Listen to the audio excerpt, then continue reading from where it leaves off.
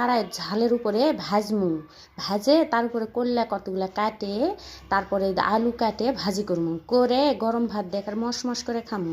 মুই মোর জামাইক নিয়ে কথা কও, তোর কেন এত কথা রে বাপু? হ্যাঁ, ওই আসে কি কছে জানেন, কছে কি তোমার তো জামাই নাই। আবার আমার জামাই নাই তো কি হয়েছে, তোমার জামাই আছে না, তোমার জামাই দিয়ে তোমাকে অঙ্কা জ্বালায়, আমি দি দেখছি। ওলাই এসে আমি কই, বুঝতে পাইছেন? হামাক নিয়ে তোমরা কেউ কোনো কথা কইও না, বুঝতে পাইছেন? আমি কিন্তু তোমার কথা বাস্ট করে দিমো, ভাইরাল করে দিমো। আমি আমার জামাইক নিয়ে যদি ভাইরাল হই তাতে তোমার সমস্যা কি? কল্লা ভাজি করতে তেল লাগেনি, নুন লাগেনি, ঝাল লাগেনি?